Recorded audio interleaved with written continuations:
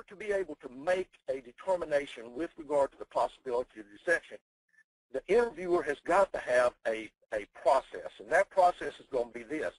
Initiate, and this is the opening moments of the interview, pay attention to the individual, because every word is important, and here, I can't speak globally, but here in the United States, the average adult attention span is about 12 minutes, and sometimes our interviews go much longer than that, but it's critical to pay attention. Now, what we want to notice are changes in that individual's behavior. Verbal changes, vocal changes, and nonverbal. Now, vocal involves words.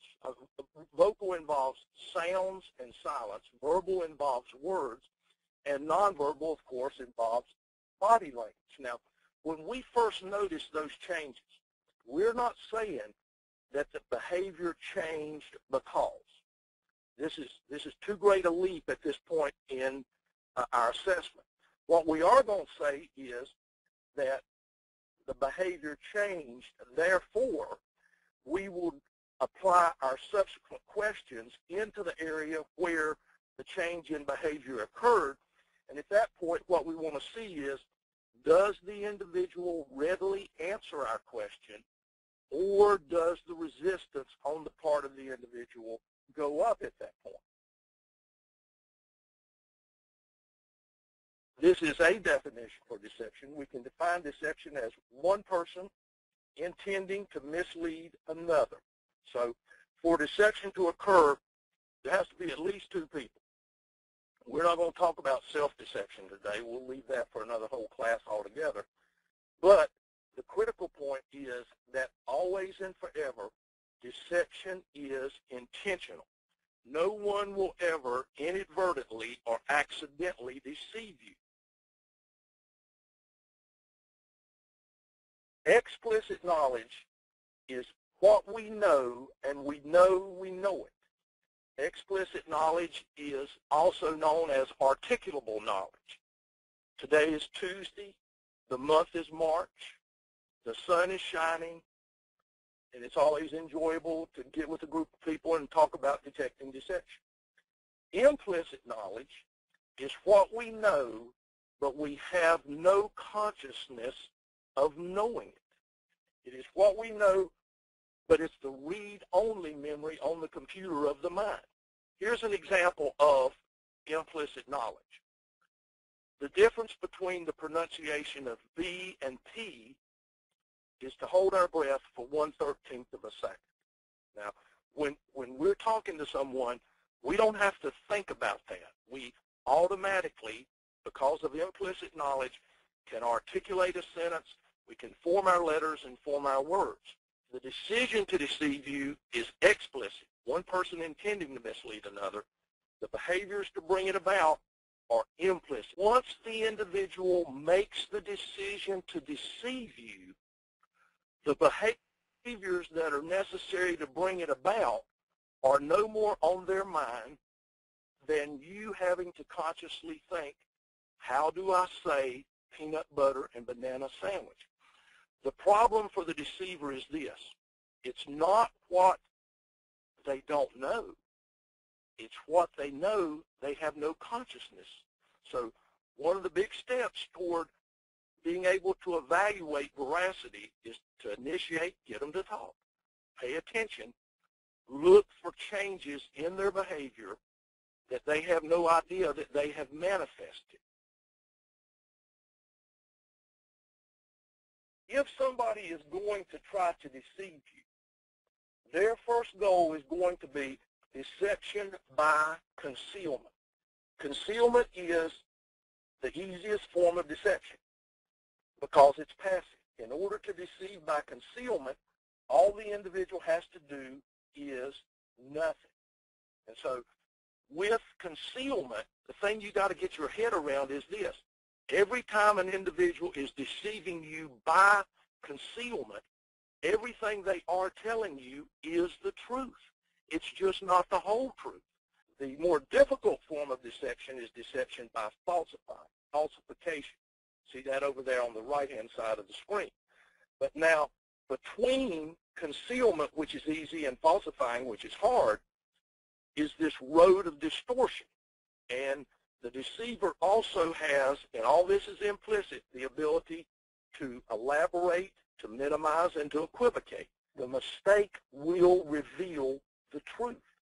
The next best thing to an admission is a mistake on the part of that interviewee.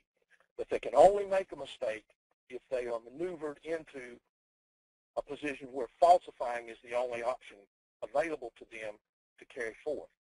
What we want to be able to do is to look for clusters, groupings, constellations, and patterns.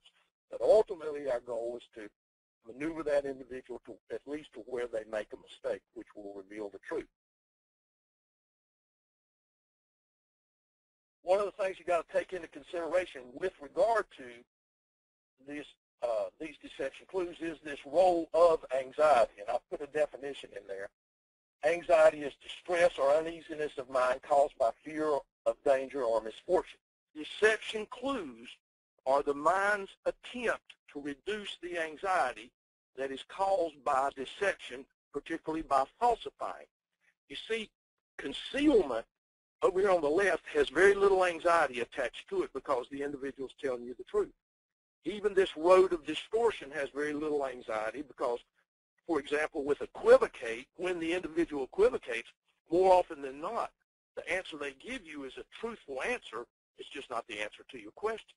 It's only when the individual is maneuvered by the astute interviewer into falsifying does the anxiety go up. Let's look at some of the more salient deception clues. Number one, deceptive individuals are less certain. Pay attention when modifiers or qualifiers come into the vocabulary. Words or phrases like sort of, kind of, basically, normally, usually, primarily. See, what you're seeing is the individual is, as a function of change, having difficulty making a commitment to what they're saying. Deceptive individuals want to give you fewer factual statements.